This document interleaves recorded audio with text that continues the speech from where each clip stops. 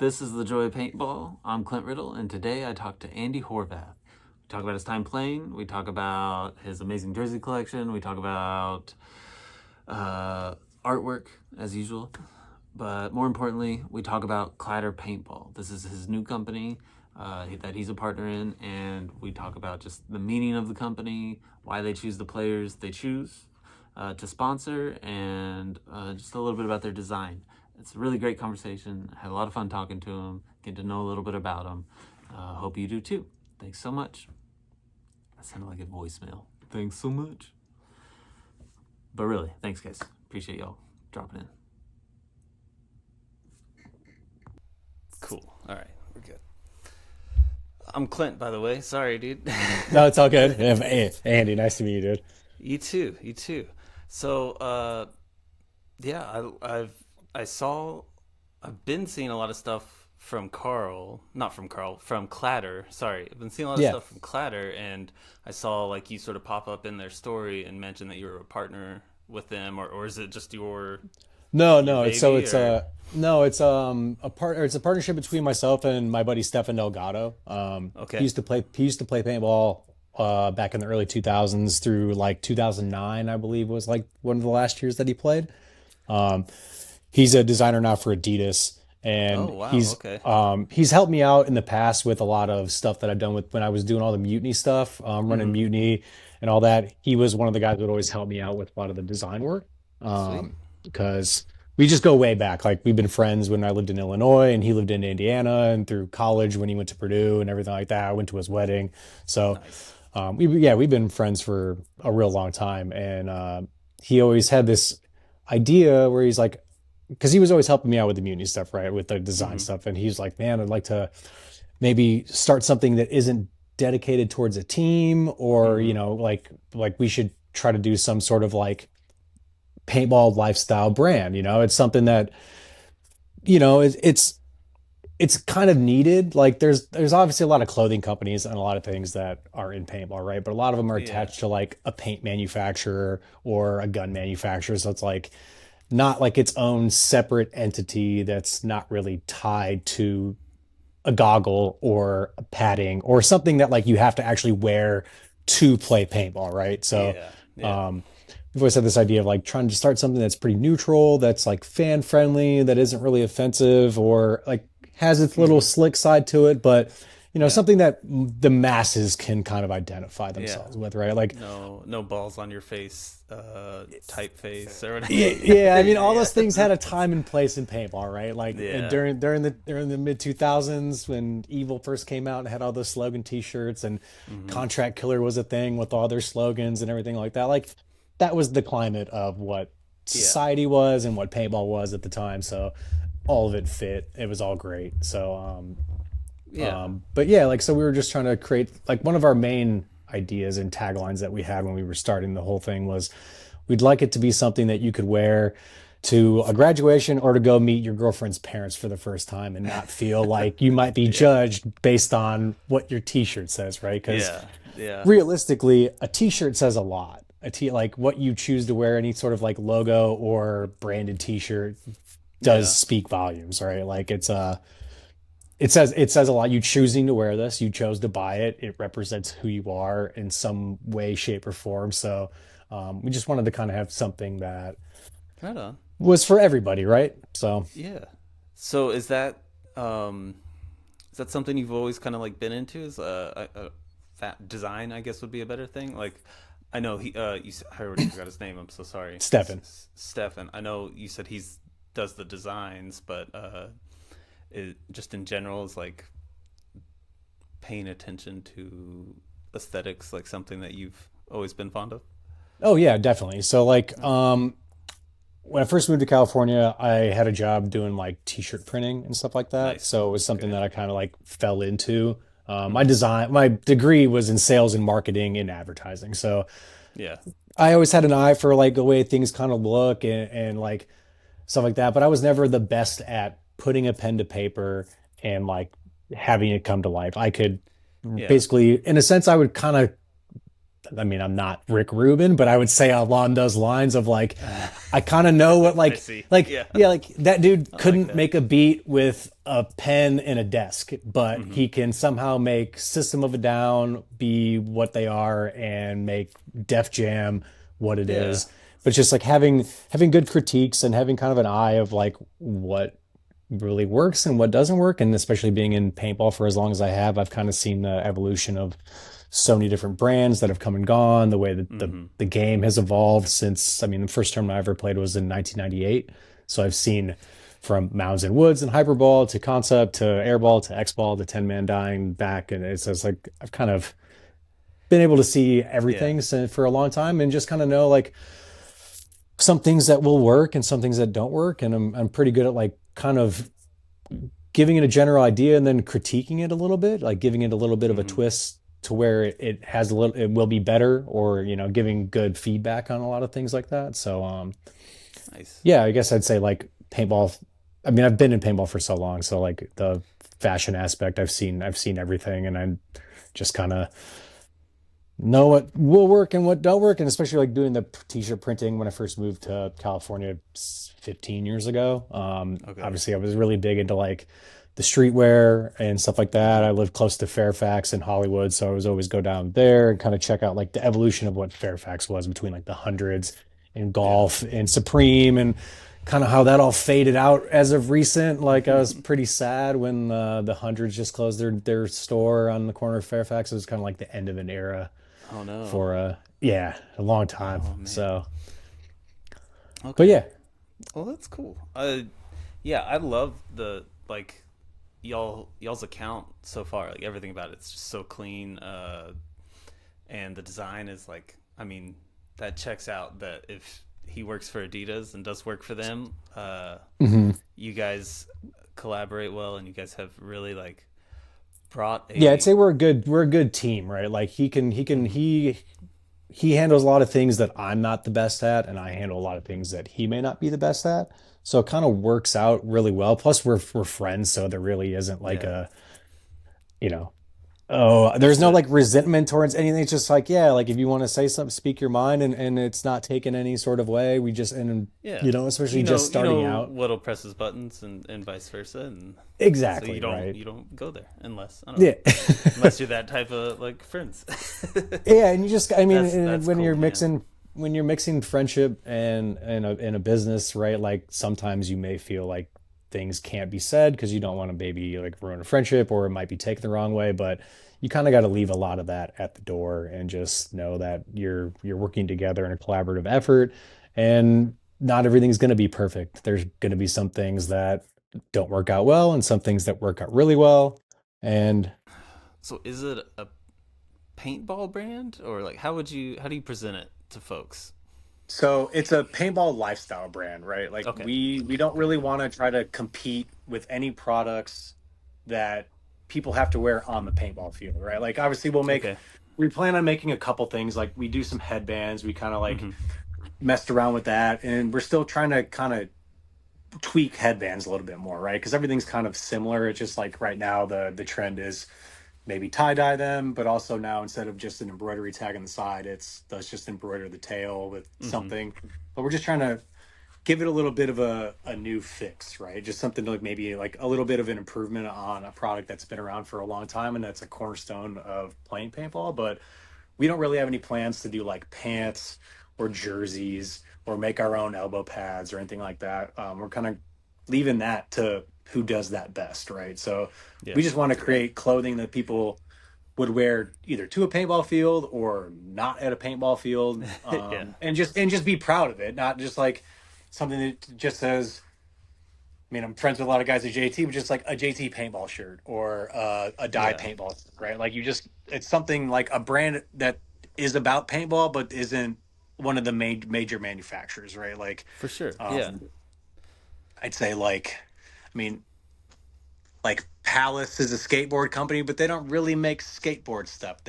Now they're just kind of like a fashion brand that makes high end clothing that Hmm. skateboarders wear, right? So Yeah. something kind of along those lines, but not like the super high end fashion kind of thing. Gotcha. So, Yeah. you know, Are you from skate culture? I grew up doing that for a long time. Okay. Yeah. So All yeah, right. I grew up in the South Side of Chicago. I was always a big skater kid. Thought Nice. that would be my ticket. That would be like Of my course. main Yeah. extreme sport. And then after so many broken ankles and Yeah. everything like that, and just getting bigger and bigger and taller, I was just like, yeah, maybe this isn't for me. So I Dude, I also played feel other that. sports. Yeah, I also played other Yeah. sports, but like fell into paintball once like the traditional sports weren't gonna take me to the pros or anything like that. So Yeah. yeah, Right on. Yeah, I love that. There's a lot. It's either like martial arts or like skating. People of yeah, like our generation, uh, that's what they did before paintball, and then something about paintball, everyone got the bug, and yeah. Oh yeah, yeah. I mean, it got me good. I went for a birthday party and was hooked ever yeah, since. But I was nice. also the kid that broke the goggle rule the first time. Had to sit out, watch all my friends play. Oh Played a couple more man, games, broke it again, got my gun taken away. That dang, was the end of my day, but was hooked on it. So it was just, dude, and it is what it is. It's today. that's. I managed a field. I don't know that I could ever do that to a kid. I'd just like make them sit or whatever. Or, dang, Yeah, that's that was the rule back then. I mean, hey, you want yeah. to keep your eyes, Eyes kid? don't You grow know? back. Yeah, Yeah, yeah, exactly, yeah, exactly. Dude. So, and hey, it's one of those things like, hey, I broke the rules. That is what it is. Came right hmm back, and I've been doing it for 20 plus years now. So, yeah, dude. Yeah, your what is it? Not your pedigree. Your lineage. I was going through. I was being a snoop. I was going through your PB leagues and just like looking at everything and like, I mean, been around. gosh, yeah. And that's only PB leagues. Like I can't. I don't know if you can go see. What did MPPL use? They use their own like ranking system. So Okay. like back then when I was playing in 2006 and 7, I was playing professional 7 man on Avalanche, but then hmm also playing Division 3 X ball Yeah. with DSS and then Vicious because they didn't commingle. They just Yeah. claimed that the other one their ranking system was superior and the other one was inferior, so the leagues didn't mesh the two. So there was a good 5 6 years where if you Yeah. were playing in one, it didn't matter at the other one. So you like, Yeah. I remember that everybody was for kind of sure. cheating that system a little bit. Like, because Yeah. Greg Pauly was my coach on Avalanche and was like, "Hey, do you want to come play X ball with these Yeah. kids? It's cool. It doesn't matter that you're pro. Like the Yeah. rankings don't matter. So it's like, You're not do you breaking want to the play rules. Division? Yeah. Yeah, do you want to play Yeah. Division 3? Yeah. Sounds great. Yeah, Nice. I'll take free equipment and free and money and bounties and everything else. Like, let's do that. So Yeah. Yeah. Man, Vicious was a cool team. yeah, it was a great time. Is We that roasted up. how is that how you linked up with AC Diesel through Poly or So just through other relationships? I played on Texas Storm with Oh, those that's guys in right. That's right. Okay. 2015, and then that was a short-lived season because at the time Ryan Gray owned a field in Oklahoma, and there was a hmm fire, so like the field burned down, and that was kind of the end of the team for hmm that period of time, just because of the catastrophic event that happened with this field and Yeah. everything like that. Like, you got to take care of your family, so a paintball team with a bunch of kids was cool, was not really at the top of the priority for him, Yeah. which Ryan's a great dude. I love Ryan, and stuff like hmm that. So it was just like sad when that happened. But then um no, then I just talked to Mark. I've been friends with Mark for a long time and Clint and those guys and also Greg. So Yeah. when I was like, "Hey, what do you want to do?" It's like, "Yeah, I'm down to play. Let's give it a shot again." So let's do that. Right on. Right on. My fun fact, my first team was with Mark Johnson a Oh long, yeah. long time ago. Yeah. It was called I never really played with it. My brother was on the team and I practiced with them Okay. and it was called the Lawn Gnomes. The lawn gnomes. All Yeah. right. There you It go. was There you go. I mean, this was uh oh 06, oh 05, somewhere in there. So Yeah. it was a while back. Real long Oh time my ago. gosh, that was Yeah. 20 years ago. Oh shit. Yeah, when you like when you talk about '05, you're like, damn, like that was the one thing Yeah. that when we were at Tampa for the last event, and everybody's like, this is such a great venue, this is amazing. It's like, hmm Yeah, it's the same as it was when we were here 22 years ago for the first time. It's like, and Goodness. there was Yeah. some of the kids on the team were like, I was 3 when you guys were Mm-hmm. playing, or like Yeah. one kid was like, I wasn't even born yet. It's Yeah. like, Shut up, kid. oh, Like, wow. yeah. That's the one that hurt when like, there was a couple kids like, I wasn't even born in '06 when this came, or '05. It's like, oh man. Yeah. All Yeah. right. Yeah. It's brutal, man. I teach high school art, and Yeah. they'll say some stuff, and they're sweethearts. They're nice kids, and they sort of how kids do it. They'll say things and not really think about it, and you'll be like, Yeah.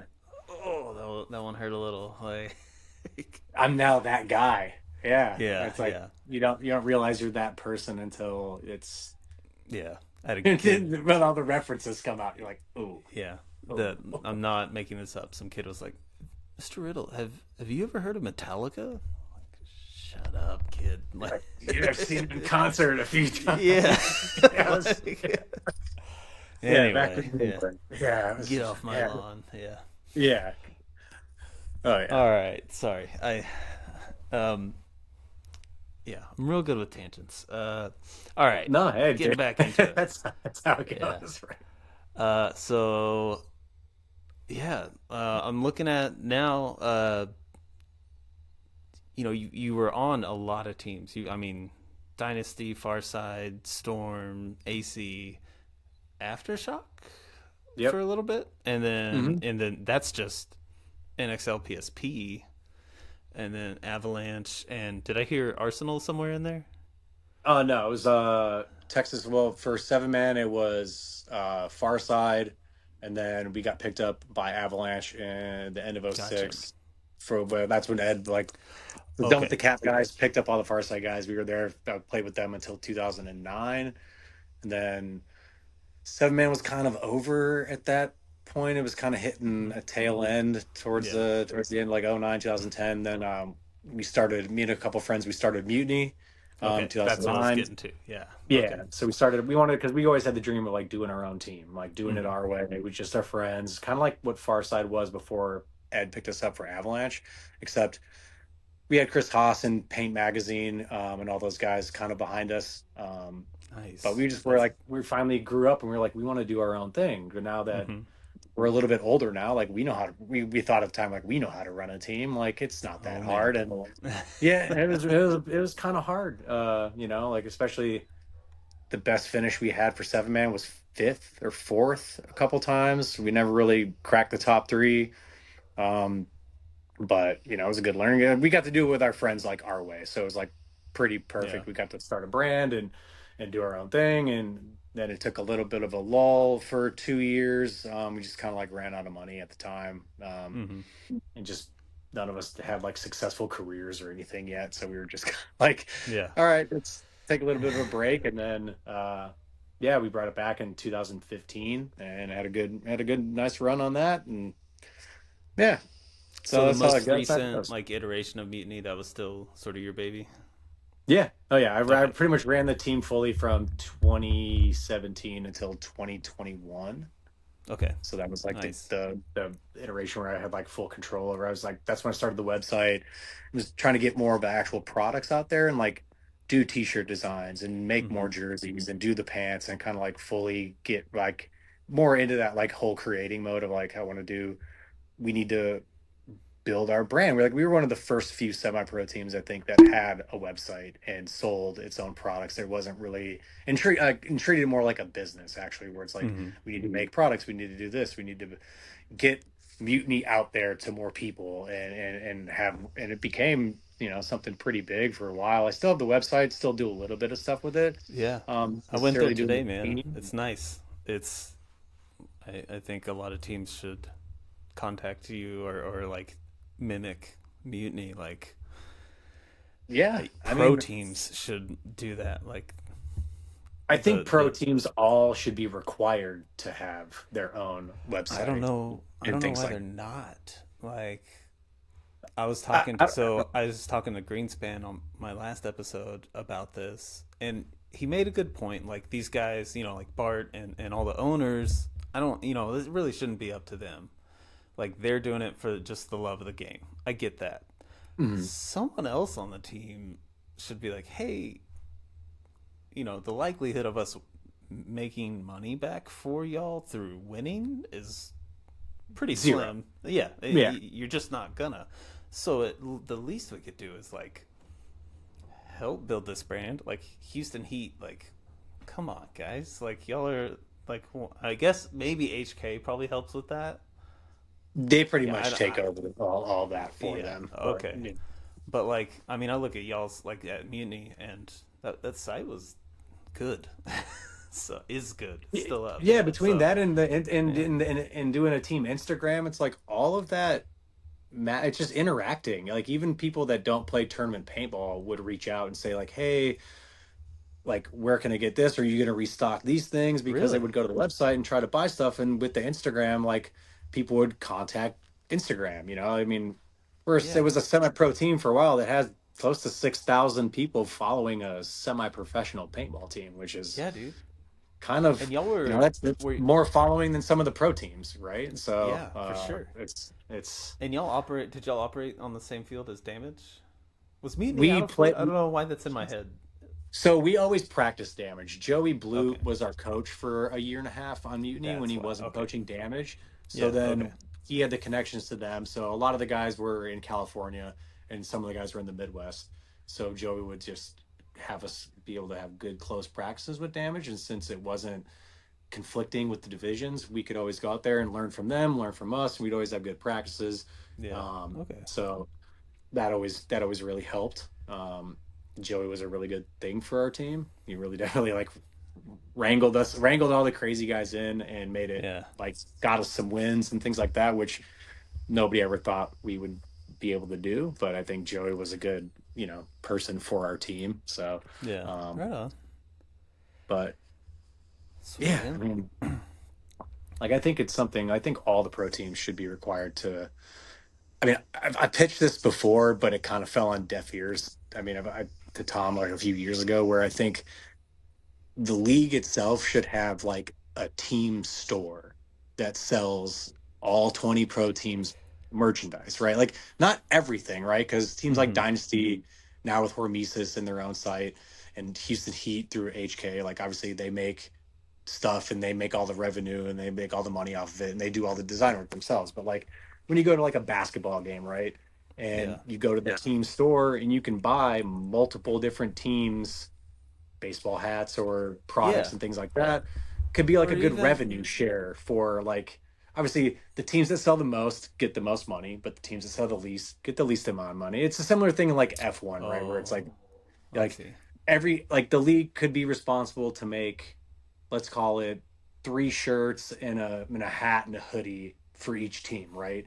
Yeah, But at least if the teams don't want to make their own stuff, you can still go buy merchandise to support one of your favorite teams. But if these teams don't want to do it, then these teams will never grow. You're not going to see tons of people buying merchandise from, I don't know, I'll give an example, like Arsenal, right? Like they don't really have a store where they sell a bunch of their own product, right? But if the league mm-hmm. was there selling it at the booth, then I people mean, could they go already buy an have the Arsenal logos and t-shirt. everything. Like, if they were just like, hey, we're gonna have 20, or whatever, just for we're gonna have 20 shirts for each team in the NXL like check-in booth. Yeah. Like that makes sense. Like having Teams get a a cut, league gets a cut, yeah, or like the money goes into like a prize package, or the money goes into like yeah, it makes it a pay for respectable the prize entry fees package for somebody, or like it pays for entry fees, right? Like or the it's some stands or way, whatever. Yeah, yeah, yeah, it covers something, right? But at least then there's more merchandise out there for these teams rather mm-hmm. than like NXL merchandise, right? Like I'd rather see the stands full of Arsenal and Aftershock and Dynasty Mm-hmm. and Tauntauns and all the like. I'd rather see all of that Yeah. out there. I But will say, like, I see a lot of representation from the teams at the events. Like, even like Russian Legion has had booths, it's and getting better. it's It's definitely yeah, getting better. Hey guys, just wanted to interrupt and give a quick shout out to Stick Gun Veterans. I don't know if y'all have seen this stuff going around, But Sean Vera from Vera Art and Outdoors made another company called Stick Gun Veterans with these really great designs, but it's all about getting outside, having fun, and it's one of those if you know, you know type things. Go check out the designs. There's some really cool stick guns with some fun names. So yeah, Stick Gun Veterans on Instagram. Go grab yourself a shirt and be reminded of the incredible times playing out in the woods with your buddies. Stick Gun Veterans. Check them out now. So talk to me about like y'all's. Is it like sponsored players? Like I know y'all have like Jen Folk and Danny Rojas and Archie Barnes Jr. and was it Hosky? I Yeah. think. What Yep. what goes into like choosing these people, or do they approach you, or So we approached my buddy Stefan was we were talking about this like, do we want to sponsor teams? Do we want to go that route, or do we want to just try to go like more on the individual player route? So mm-hmm. a lot of the companies will just like, oh, their team is sponsored by this company, right? So Mm-hmm. we just wanted to kind of go after more like I've been friends with Jen for a long time. I've known Hosky for a while, just Okay. from going to Florida for all the practices. So it was we wanted to get people that are younger in the game that Mm-hmm. have like that are going to be around for a lot longer rather than some of the older guys, because there's this whole new generation of players that are coming up, right? I'm from Yeah.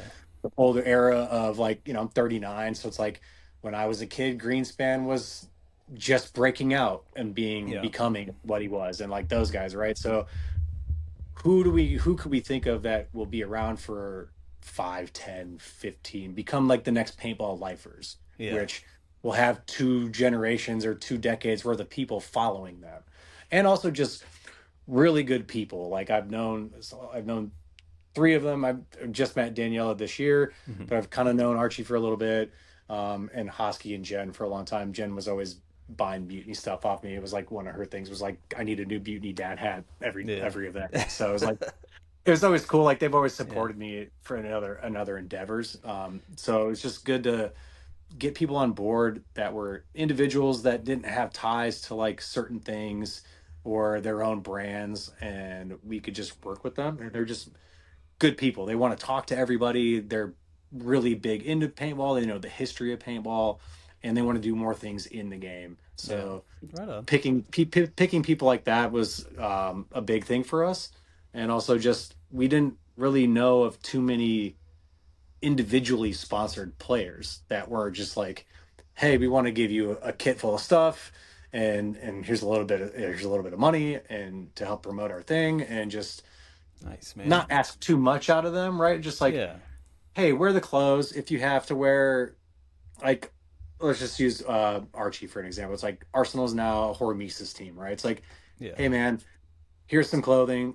Try to wear it at least 1 or 2 of the days out of the 4-day event. I get Yeah. it. You got to wear Hormesis headbands, maybe, or you got this you got to wear because they're going to give you stuff. I get Mm-hmm. it, right? Yeah. But if we can get some, because he lives close to me in San Francisco. I live in San Francisco and he lives in Vallejo. So, like, he was one of the first people I was able to like, hey, let's do some product shoots with you and get you on the Instagram first Nice. because you live close to me.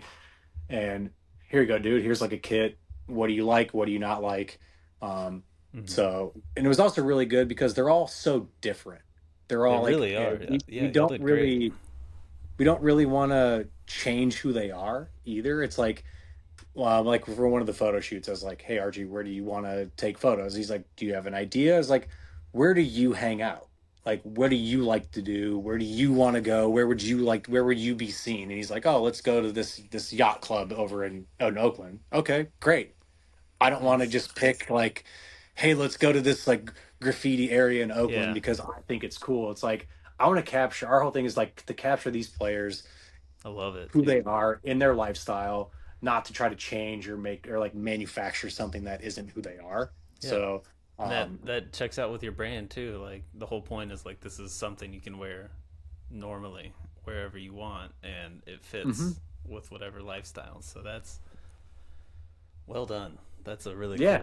really cool like philosophy. I like that. And the one cool thing too, when we were like letting them, we were like, hey, this is the first line. Pick some of the things that you guys like. None of them really picked the same thing. So it was No like way. cool. It was like Jen liked these Yeah. 3 or 4 shirts in this hat. Ryan liked these couple shirts. Archie liked these things. So it was also like, Hell hey, yeah. dude, like none of these people picked the same stuff. Like they're all picking different stuff that we did. So it's great because we can get good photos and images of all of them in different things, and they all chose these items. It wasn't like, hey, I need you to wear this and you to wear the same thing in this because maybe you don't like this. It's like, no, just pick whatever you want and we'll go from there. So Yeah. Wow. That just speaks to like y'all's design too. Like that y'all create that variety. Yeah. Well done. yeah. That's really cool. Yeah. Thank you, man. um, Thank you. so Clatter. Why the name Clatter? Where'd that come from? That was Stefan's his main baby. He's had that idea for starting a brand with that name for a while. It's just like the sound the two objects makes when they collide. So it's like the whole one of the main prints that we have, um, which was the first print. I don't have it here I'll right throw it now. up for folks. I put visuals up through these things, but the one where the ball's like coming up into the top Yeah, right so corner. Yeah, that's yeah, slick, that was dude. I like like it. the first print, and the idea was to make it look like an old paintball magazine. Mm-hmm. So one of our buddies, Tom Boyer, does that old paintball magazine's website or Instagram page, Oh, and sweet.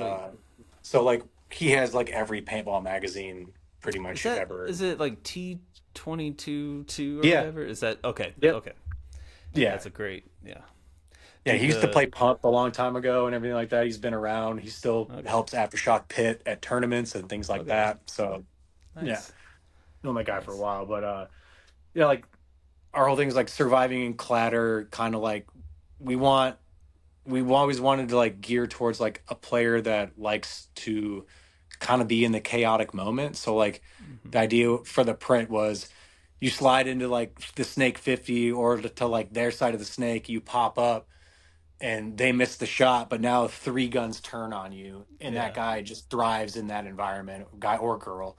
Hmm. That's just like, okay, cool. I know I'm in a bad spot.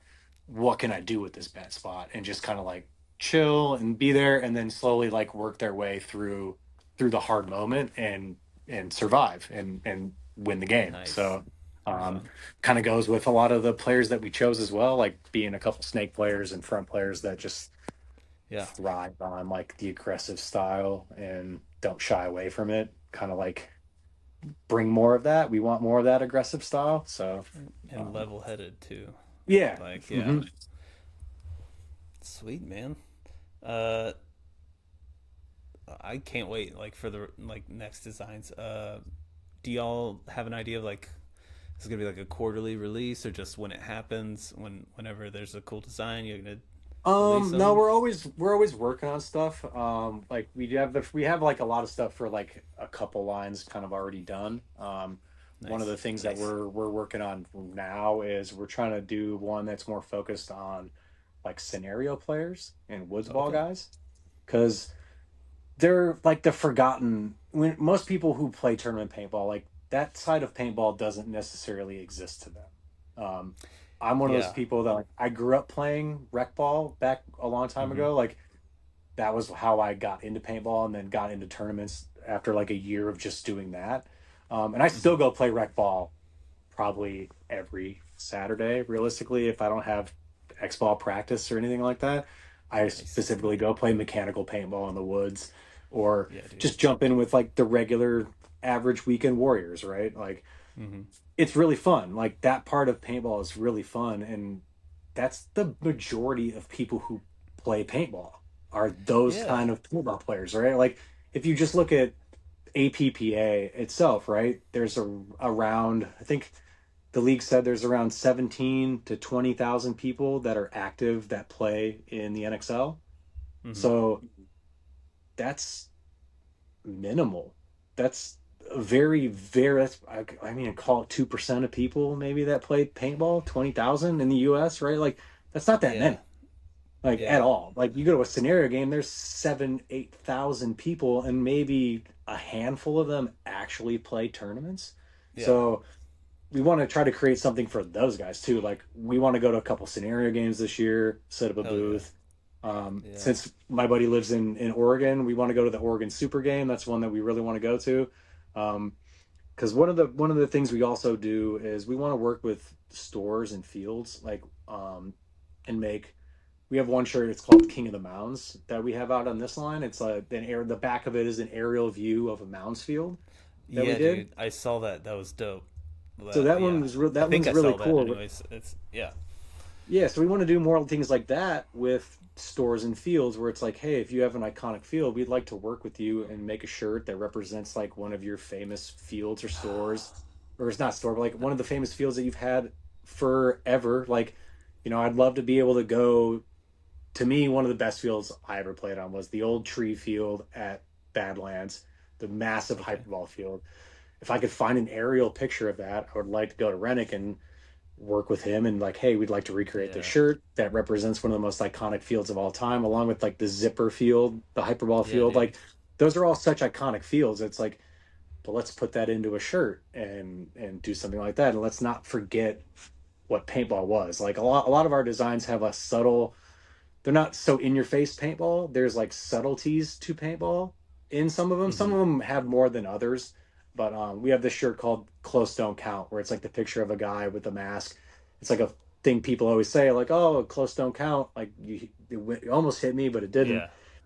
There's a lot of texture to that design, which was taken off of hyperball tubing. So there's like subtle things like that in a lot of the designs that say paintball, but maybe don't scream paintball in your face. So it's a lot like you almost got to like double or triple take some of the designs and look at it, Yeah. and I just kind of love see those this. little hidden things that are in it, right? So You're speaking my language, man. This is like I love those cool like how designers will grab stuff and make it work for their design and even like an Easter egg type thing. Super cool, man.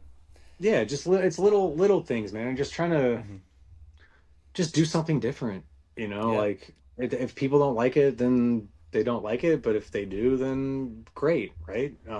But we're not just Yeah. trying to take pop culture and twist the Yeah. design and throw it on a t-shirt to just make some money.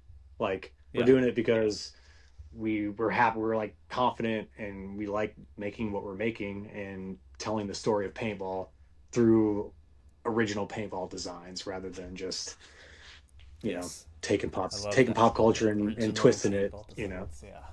yeah. Dude, you guys, I'm like just so excited for like what's gonna come. Like I remember the Moundsfield one now, and I remember like doing a double take. Like what sort of like what am I looking at?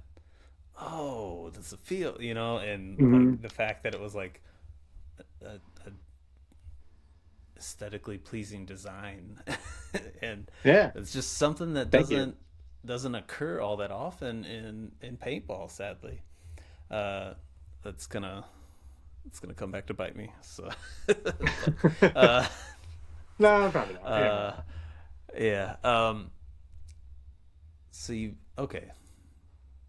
I'm just gonna throw in my vote. Y'all should try to like figure out a Huntington Beach field like design shirt somehow. Yeah. Oh yeah. I'd like That'd to be do, I dope. mean, even just something of like the aerial of like the first year when it was still in the Yeah, sand.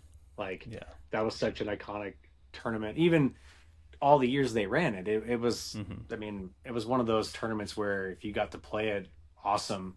But if you didn't, you kind of missed out. And I don't know if they'll ever do anything like that again. Like I don't think Yeah. the amount of paint consumption that X Ball has, it makes it a lot more difficult to do something like that. And the Hmm. cleanup alone is just so expensive and labor intensive with the sand in the city of like, especially if you go back to like Huntington Yeah. Beach.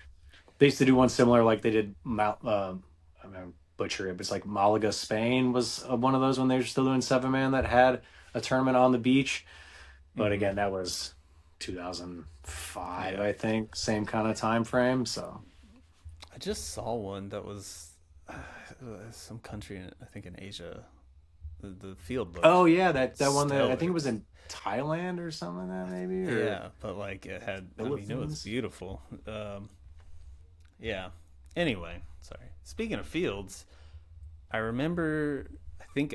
Correct me if I'm wrong. I was listening to yours and Carl's conversation, the Playing On podcast.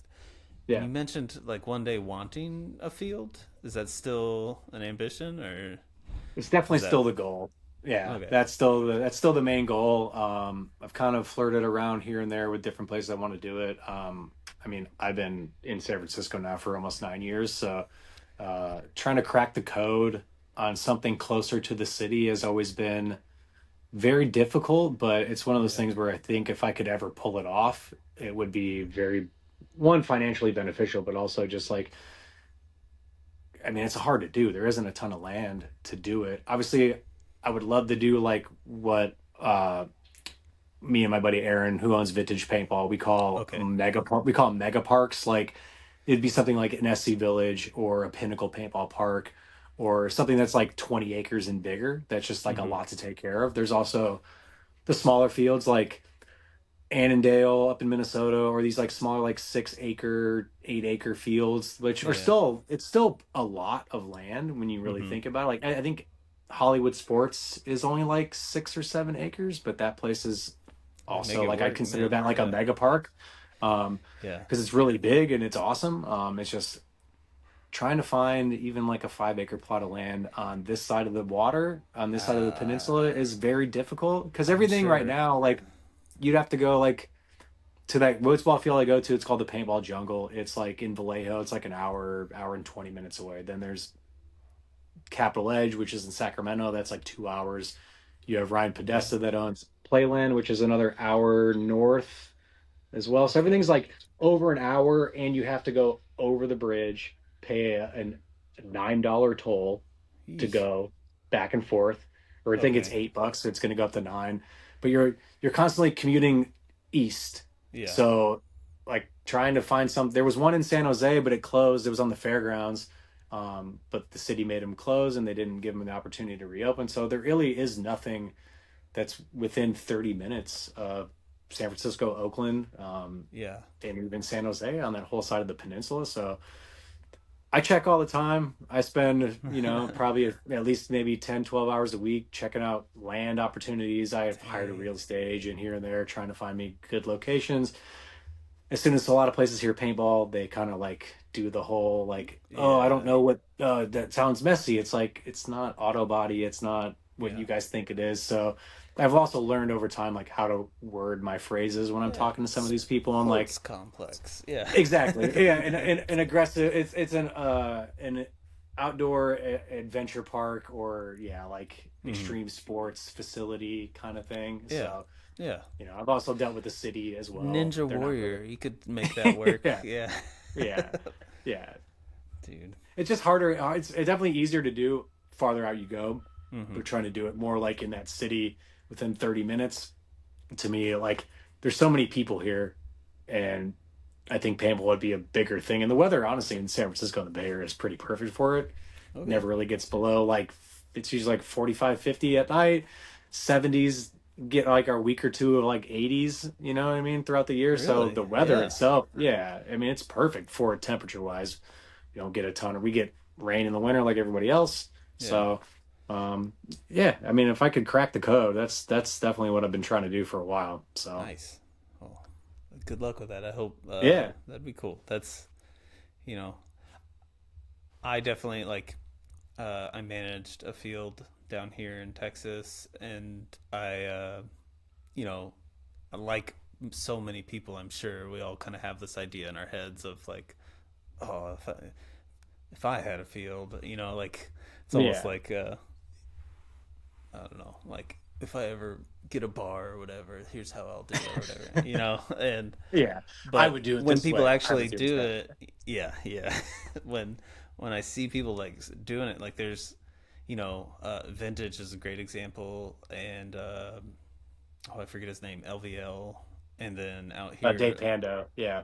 Pando, yeah, and then like Paintball Fit, that, and now I guess Mark's part of it now, but just Yeah. seeing people like sort of pursue a passion, it's inspiring and it's really cool. So um, I'm I'm gunning for you, or not gunning for you. Yeah, I mean, I'm selling hoping for paintball you. fun. I mean, selling paintball fun is, like it's helped me meet all the different people and travel to so many different places and know people all over the world. And honestly, I'd say it probably kept me out of a lot of trouble when I was younger. For That, sure. like Yeah. especially back in the day. So it's just, and it's a good community thing. You meet people that are, you're friends with people because of paintball that you would have never been friends with in any other realm. Like if you were, going to college but not playing paintball, you might still gravitate towards a certain group of people. But I Yeah. met a lot of people at Western Michigan that I think about it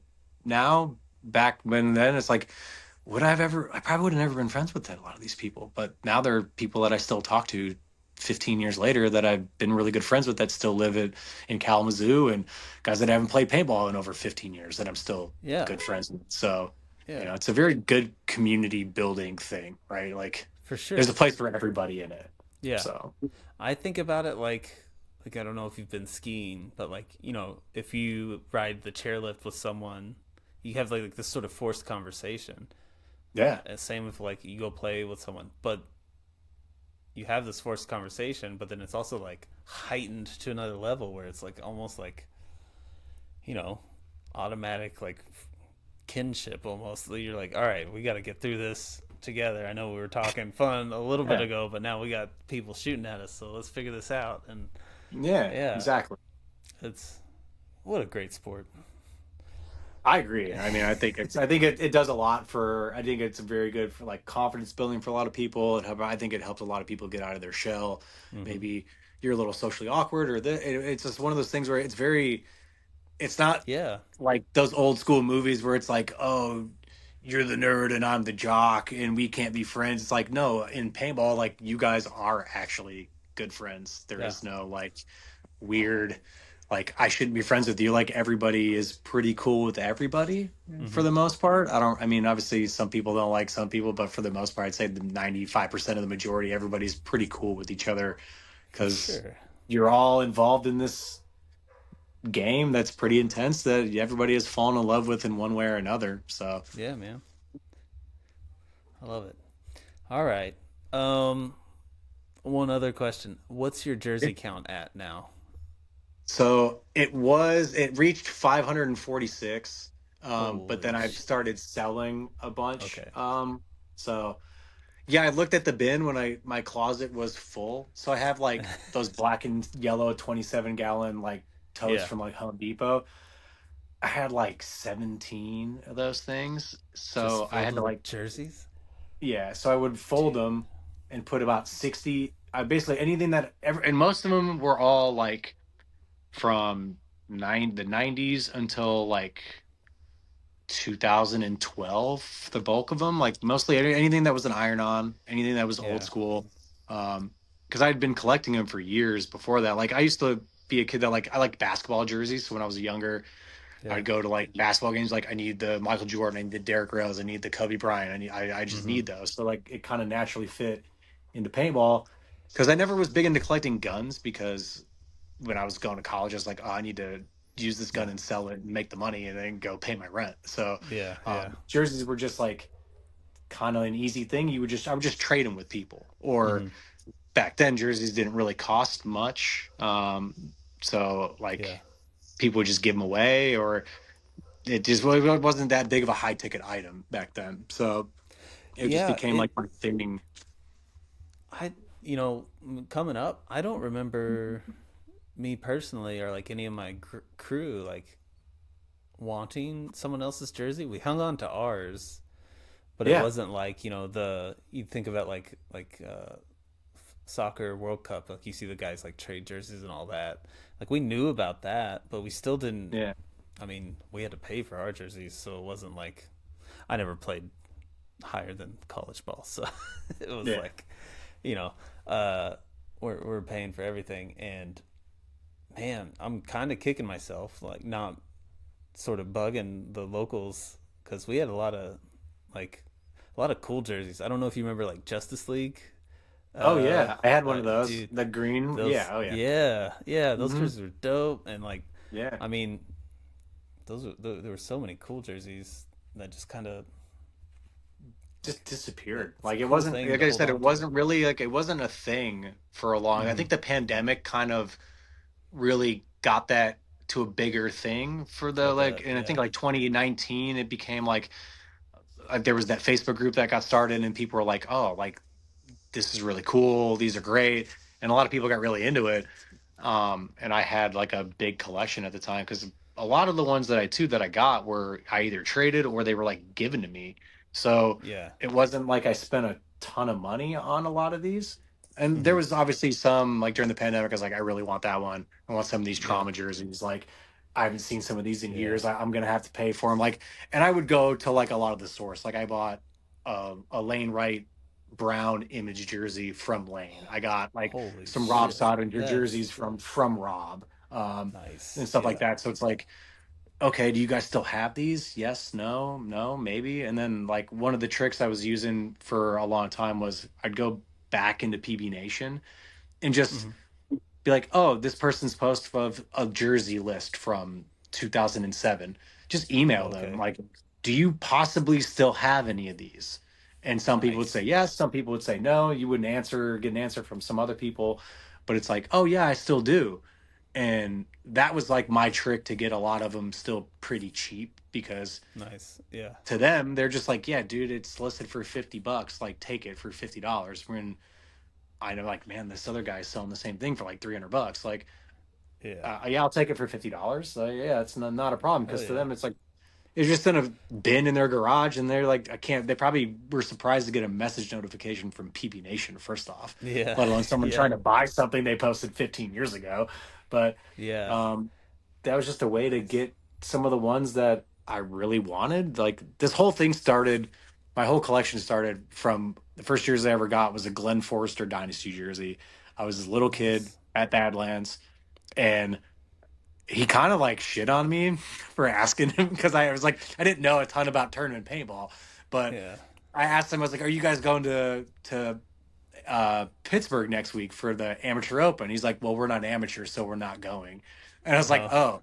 "Oh, okay." I still remember that to this day. And I was like, "Well, can I get your jersey?" He's like, "Yeah, sure," because he was the only guy left on Dynasty that didn't give his jersey away. So like this whole Yeah. started with like a Glenn Forrester Dynasty jersey, and then I actually told Glenn when I moved to California and I played at his field. I actually told Glenn that story. I was like, "I don't know if you remember, I was this little kid. This was the first jersey I ever got from, and it was from you, and now I have like 300 of these things and counting." And Dang. so yeah, that started like the whole collection was a Glenn Forrester Dynasty jersey, like the blue bubble jersey was with the Cobra, all that stuff. Oh, Yeah, dude. yeah. Okay.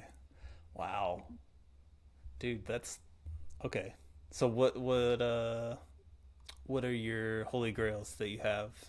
Or I guess you wouldn't have it if it's a Um, holy grail. What are you still no, trying to I get? still have some. Like it was like Okay. the ones that I finally collected. I got like a Matty Marshall Iron Man dye jersey, like the old fades. Like I think it was Mm-hmm. from like Mar Atlantic City, like 2001. Okay. Um, Wow. I got an Oliver jersey. I got a couple Marcus Nielsen ones.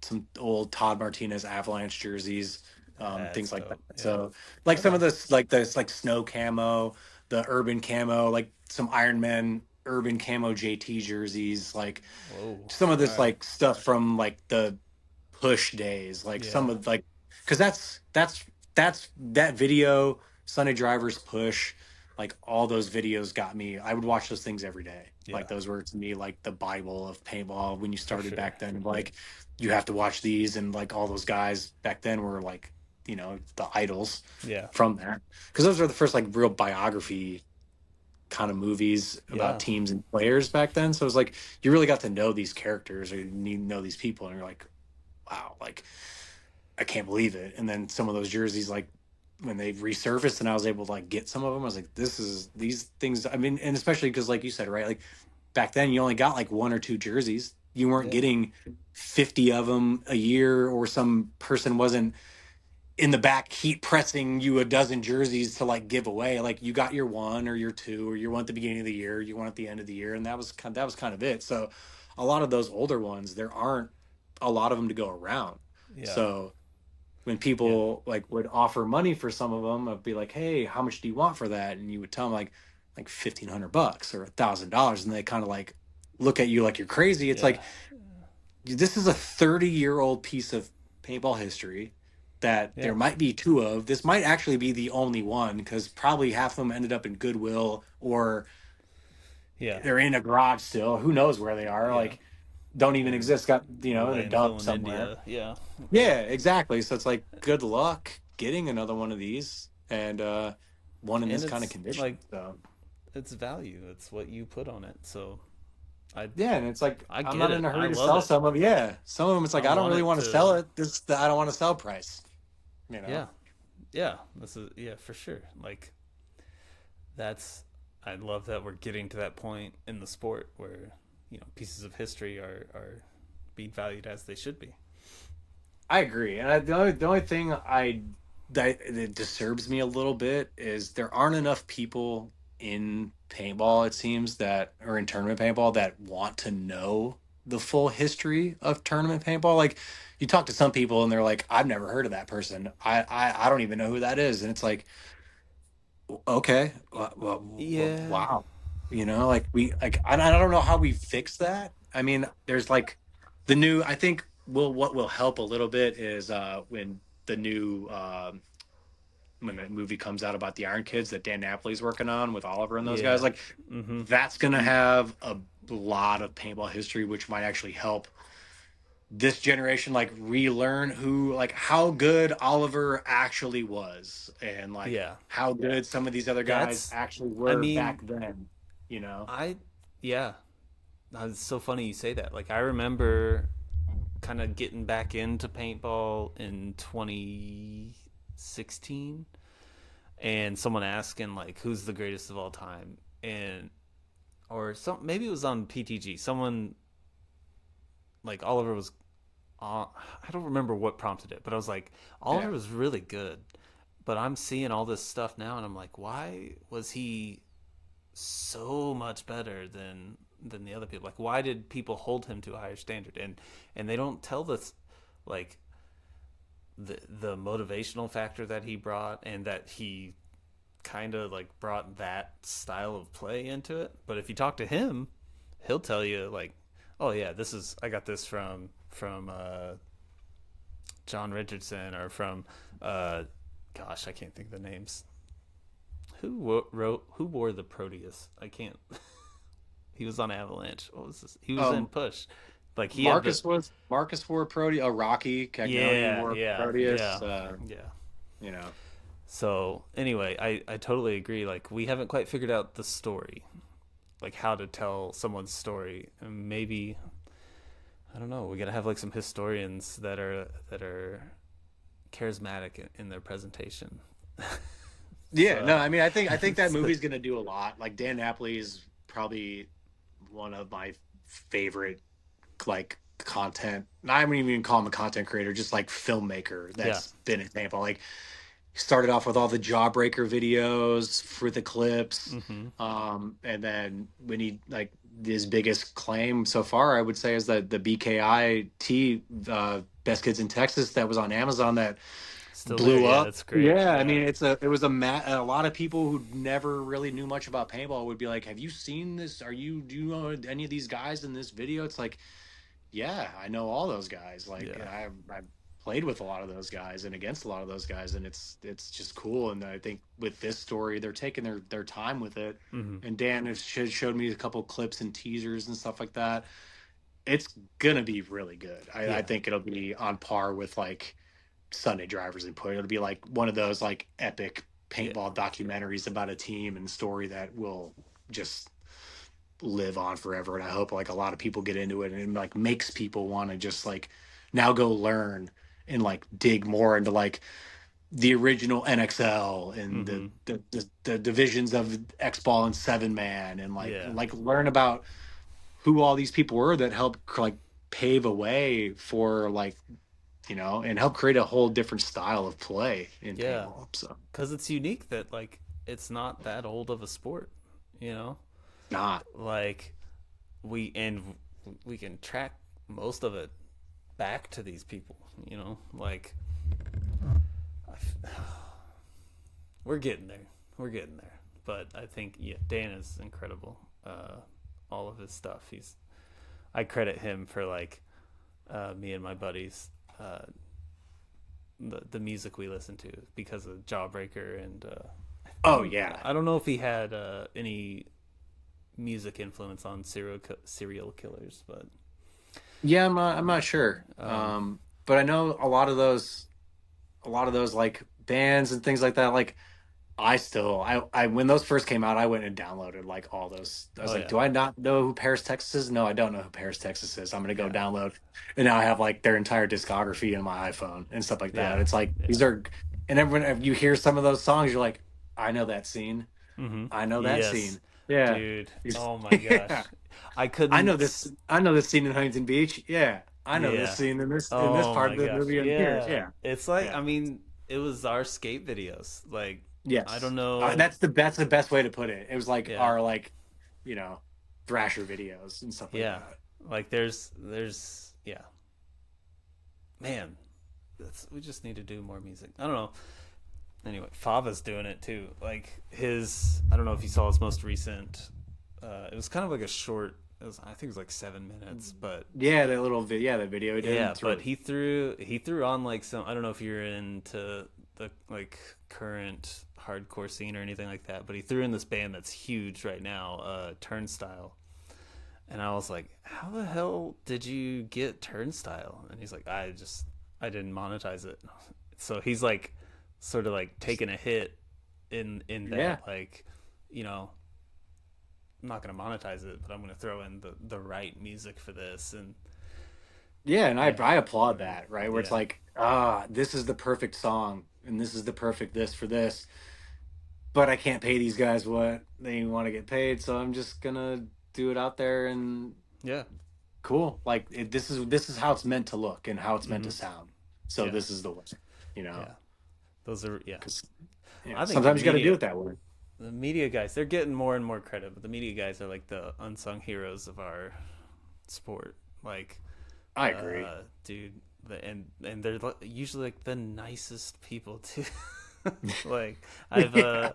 I talk to Dan pretty regular, as far like on Instagram, and then Fava, I interviewed him and several other media guys, and they're just the best. So Yeah, there's honestly they've been great to us so far because like when we were first trying to find pictures for some of the players, hmm, like we would just reach out to these guys and be like, hey man, like not like we wouldn't just post something beforehand, like and a lot of them were kind of surprised, like, hey, because one of the photos for Jen, like reached out to Fava, I was like, hey man, like how much do you want for this photo? We want to that's use this photo for Jen. What do you want for it? And they're just like, dude, so you're asking permission? yeah, No, like I'll just give it to you. The fact that you are offering to buy it, hmm, no, that's okay. Like I appreciate this, and if you need anything, just let me know. Because it yeah, wasn't like, hey man, like we need this for her. I don't want to just use it and like take your work. Like you did this photo. What do you want for it? I'll give you whatever you think is fair. Like I'm not gonna throw out a price. You tell me what it's worth. And a lot of them been pretty cool of just like, yeah, here, you need a couple photos, great. yeah, Like my buddy Luca was down in Texas and was like, hey, I got some photos for you. I was out shooting just for the hell of it. I got a couple photos of this. Do you want them? I'm like, yeah, cool. What do you want for it? Nothing, man. Just don't worry about it. It's like great. Like yeah, that's such a huge help. yeah. So Props to you, man. Like I know I'll reach out, especially if I'm doing like it's not all like sort of these stylized designs. I'll do like mhm. more realistic type paintings, and I'm not at the field, so I'm just relying 100% on their photos. Yeah. And I've reached out a few times to like Verb, but I'm like, I'll trade you. I'll do, like I'm not in a Yeah. position to offer that. And it's shocking when they're like, wow, I'm happy that you just asked. And it's almost like painful. Like, come on, guys. Like, Yeah. and I hear a lot of times like people don't credit them in the No, they just photos. screenshot it and post it on their own page, and Yeah, that's it's that. like, And it's that's you could get in trouble for. Well, I guess not on Instagram. I don't. Yeah, but it's more just like a moral thing. Like you're for taking sure. somebody's work and using it and not giving like even if you're gonna steal it, at least give them the credit for Hmm. taking the photo. Like I don't see the reason to not do at least that. Yeah, That yeah, to me is like the bare minimum you can do is just tag them in the photo that they took of you. Yeah, for sure. Would you like more photos of you? Because Yeah. you might want to like, Yeah. yeah, like they didn't. You're not paying them to be there. They just decided they were there and they got some cool photos of you. So like, give them Yeah, their credit, right? So for sure. Take care of the media guys, everyone. Yeah. yeah, I mean they're telling the story. Without them, it would be you'd hope like maybe your girlfriend's going to be there with an iPhone to like take a photo of you. Mm-hmm. Like Mm-hmm. otherwise, like who's going to do it? Yeah. Hey guys, one more interruption. Just wanted to talk about today's player you should know. And that player is Chris Horn of Tampa Bay Damage. He's an incredible player. He not only works hard to improve himself, but he's upping or elevating the level at which all the other players around him are working. If you know anything about Tampa Bay Damage, they're all incredible players. So if he's doing that, he must be doing something right. This recommendation comes from Daniel Moore, giving a shout out to his buddy, Chris Horn. Yeah, go check him out. He's got several wins under his belt. He's been on the team for several years, and all around, great dude. Also, I made a painting of Chris Horn, which makes him extra cool. So there's that. All right, back to the broadcast. Thanks, guys. All right. Well, I don't want to take up too much more of your time. I do. Did you get those questions I sent? Yeah. Okay. I kind of want to jump into those. And I'm pretty curious, just sort of hearing more about your background. So what was a piece of art that stopped you in your tracks? I would say recently it was I'm gonna butcher it. It's the Kinkaku Jin Golden Tower. It's a architectural piece in Japan when I was there in September.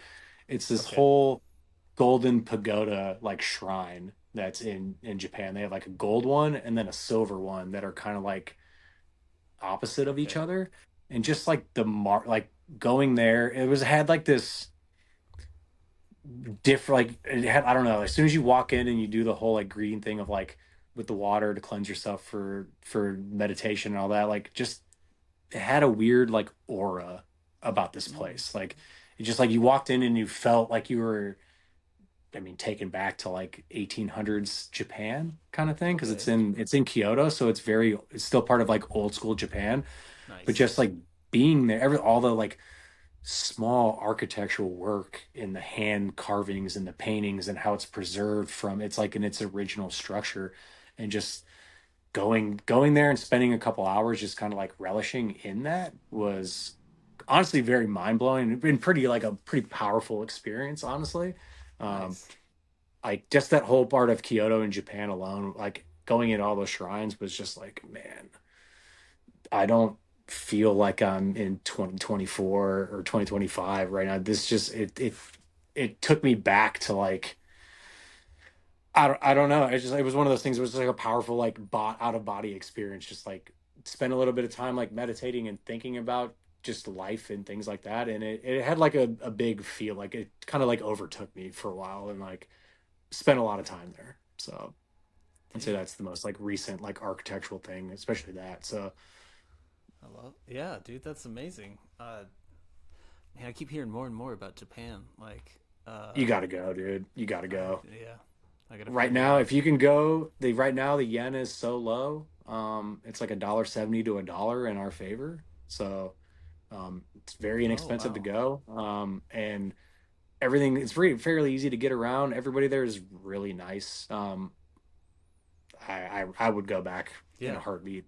Like I'd go back tomorrow and Sweet. spend 2 weeks there if I could, right? Like right now. So it's definitely Yeah. like one of the coolest things I did when I was there is me and my girlfriend did a weapons making class at an old samurai training temple, and we got to make these Sweet. throwing daggers, which were like this big. Nice.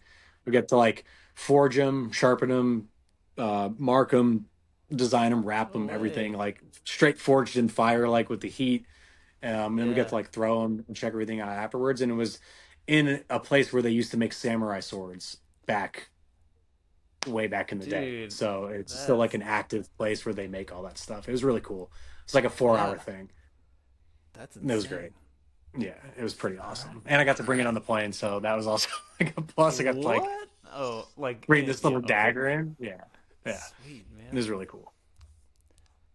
yeah, I'm excited to look at this. All right, and then so who's an artist that everyone needs to know about? I'm a big fan of Joshua Vedis. Or Vides, Vides. He used to be a creative for the Hundreds clothing company, and he had his own clothing company called CLCS back in the day. And he does Okay. this whole new art project called Reality to Idea, and everything's done in a black and white median. Um, and his Hmm. whole concept is everything starts with a sketch, so everything he ever does starts with pen and paper and just like a little sketched out drawing. And then it turns into like big works of art. Like he's done a lot of things with like BMW, New Balance. Um, he had like a coffee shop in LA called Matte Black Coffee, which everything is like heavy black lines with like a big white background and white median, like very black and white everything. So I'm a big fan of a lot of like the stuff that he's done. He did stuff for the Olympics, Converse, but was a streetwear guy that got out of streetwear and went full time into like creating art, and just got Nice. out of like the t-shirt game, but went into like art installations. He had a big partnership with the Chicago Art Institute. He did a bunch of an entire like how am I trying to blank a whole uh, I don't know what I'm trying to blank on it. A whole like It's all good. yeah, Chicago Institute. I'll look it up. installation that yeah Yeah, yeah. yeah. Okay. Yeah, but he's like I've been a big fan of like a lot of the stuff he's done. He's just like again like went from streetwear and graffiti to becoming like a well-known actual like Nice. artist, and does a lot of stuff for like a lot of different brands, and just creates his own art as well. So from graffiti and clothes to an art like a full-blown artist. So but his whole reality to idea thing on Instagram is like it's really cool. With like the heavy black lines with a lot of white backgrounds and stuff like that. So that's definitely a guy I would I'm gonna check check him out. out. Yeah, this sounds right up my alley. So I'm excited to check him out. All right. So okay, last question. What is the best advice or the most impactful advice that has been given to you? So it's from my dad a long time ago. Just the only thing stopping you from doing anything is yourself. Like you're always going to be your hardest critic. You Mm-hmm. may think that what you're doing isn't cool or isn't going to be impactful because it's, maybe you yourself don't feel like you're the most impactful person or that you're like the coolest person out there. So why would anybody think whatever I'm going to do is cool? Like I'd say a lot of that's like a big problem with people trying to start to become like a content creator on social media, right? Like Mm-hmm. you need to just put stuff out there. Whether you think it's the best, you may not think it is, but other people might. But you can't be really worried about what everybody else is going to think before you even do it. You have to just do it and keep doing it and keep doing it and keep doing it. And if it's something that you're really passionate about, it's going to grow. It's going to become something bigger. So as long as you are fully invested in what you're doing and what you're making, like the only one that's going to stop you from doing it is yourself. So, I love that. you know, These you are just great. gotta ride the wave. Yeah. And if it, There you you go. know, you gotta, if you try something new, try something else, tweak it a little bit, try this instead, but just keep creating and keep doing something that as long as you're passionate about it, then other people will feel that passion and people will believe in it. So, I totally agree. I love that, man. Like this is I'm kicking myself because I didn't. This is a question uh, I've only asked three people so far, uh, mhm. and every single one of them has been like just an outstanding answer. So uh, Yeah, you're like, this is a new one. I'm like, okay, well, I wonder how I'm going to do on the new one. So we'll see how it no, goes. you did great on all of them. Thanks, man. Thank you so much for just making the time for this and sort of indulging some of my odd questions. No, dude, they're uh, great. Like I like doing these things. I like, but I'm always down to do more of them. So, like I said, I've been around for a long time, so I kind of got like a mini story to tell, and just being having eyes from being a player to like a team owner to working as like a vendor. I've been through all the channels of paintball for a long time. So it's, I've seen the evolution of what's come and what's gone and what's here and what's there. So, I mean, yeah, like I like to talk about paintball. I'm a big nerd when it comes to talking about paintball and just the history of it. So it's been Nice. part of my life for, 30 years. I'm on 28 years at this rate. So Yeah, dude. yeah, Hell most of my life. So nice. Sorry, you mentioned the vendor aspect. How'd that go?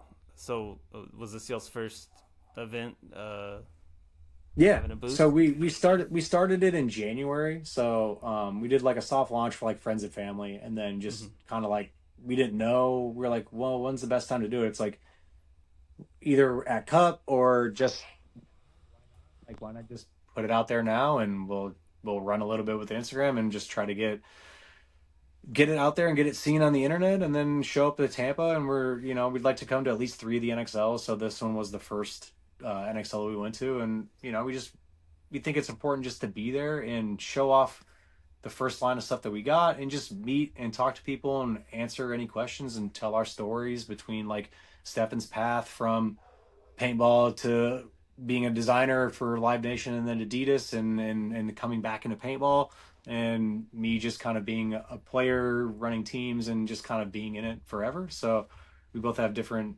outlooks and different aspects of what we did in paintball. So it's just good to tell the story and just meet people and kind of get people's feedback. Just what do you like? What do you not like? This is how we make stuff. It's all made in America. It's made on these kind of cottons. We don't really use tech tees and polyesters and anything like that. And this is the reason why. And just kind of, just and tell the stories behind the designs if people want to ask more questions like, oh, what's this about? It's like, well, this, did you notice this part? And Dude. some people, it's like the bomb goes off and it's like, oh, I didn't notice that. That's cool. Yeah. Or, you know, what's Oh, you next? get to What's see coming? that real time. That's so cool.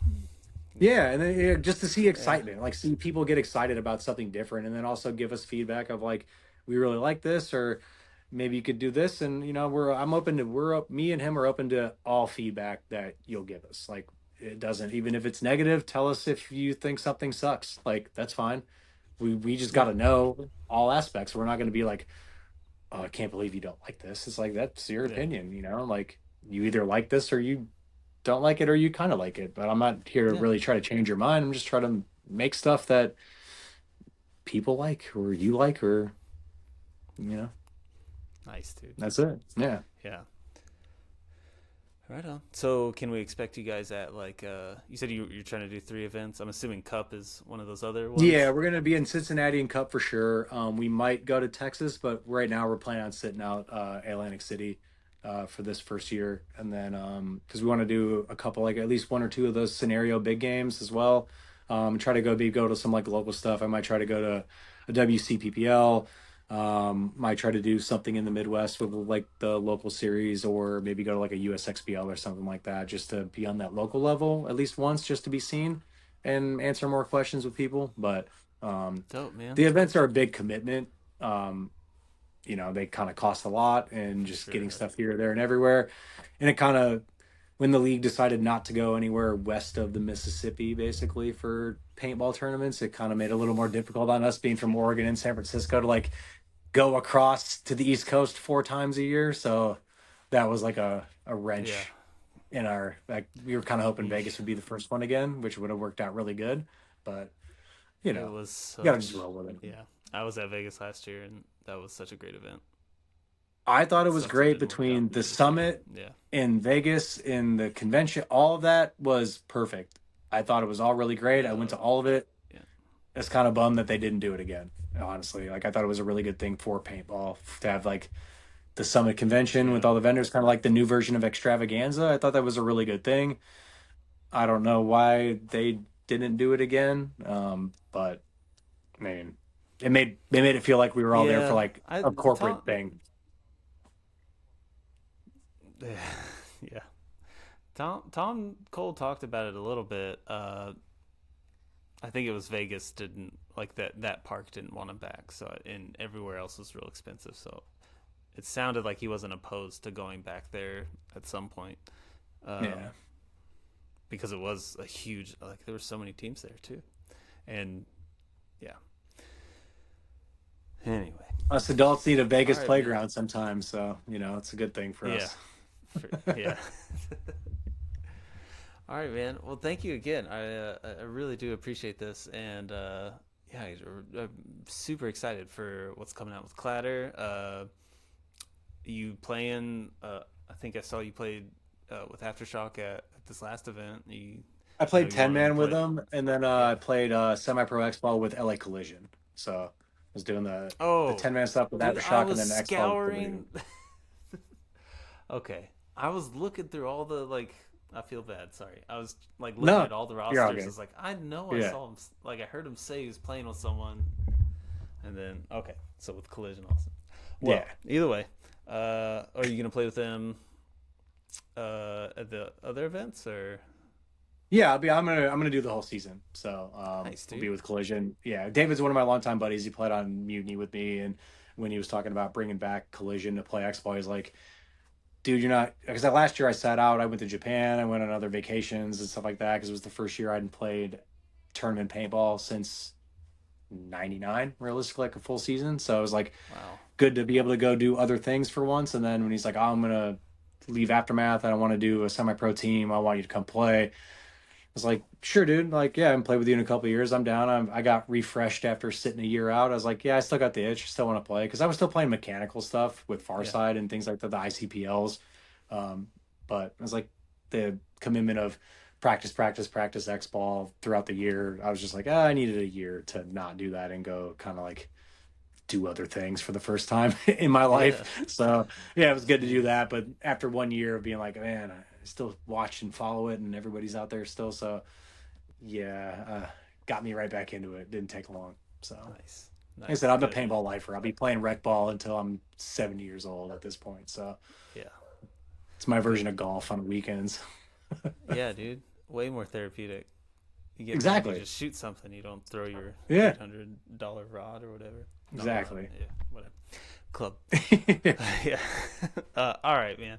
Well, this has been great. I at whatever event, hopefully our paths cross. I want to come shake your hand and say what's up. So if you make it Yeah, I to mean, I'll be in Texas, Texas. I mean, yeah, I'll see you for sure in Texas. So right I'll on. be there one way or the other. So Sweet. All right. Well, thank you so much. Is there any like shout outs you want to do or anything you want to announce for Clatter or for anything or um, no, I mean, I'd say just check us out at clatterpaintball.com and go follow us on the Instagram at clatterpaintball. And we're gonna get a lot more into the posting and showing a lot more stuff that we got going on. And like I said, it's all new for now, but we got a lot of good things in the works. So I mean, with new, we're going to be doing new prints. We have this whole like water bottle stamp project thing that's going to be launched coming here soon, and we're just trying to do more things to get more people involved with the brand and try to just create more of that whole lifestyle aspect and get people to jump on board with what we're trying to do. So just stay tuned for a lot more stuff coming. Like, that's really all I got for right now. So a lot of big things to come, and we're here for a sweet. while. We're going to be here. So creating something Awesome. big. So Sweet. Cannot wait. Thanks, man. All right. Thank you so much for dropping in, guys. If you enjoyed the show and you want to give some sort of contribution, I would really, really appreciate if you go to cureduchenne.com and make a donation there. That's an organization that is fighting against the disease that my son has, Duchenne Muscular Dystrophy. I've talked about it before. It's just a horrible form of muscular dystrophy, and anything and everything that goes towards helping cure that means more to me than anything else. So there's that, yeah. Or if you want to donate directly to me, not donate, if you want to support me directly, you can go to patreon.com. And there's all sorts of stuff there. Patreon.com/RiddlesArt. It's all, I'll put the links in the thing. But yeah, thanks so much for, again, listening. I hope you enjoyed this. If you have recommendations or shout outs or players you should know, just throw it in the DMs and give me a little synopsis as to why that player should be selected. Thanks so much, guys. Gosh, I did it again. I guess it's a voicemail generation. But really, thank you. I appreciate you.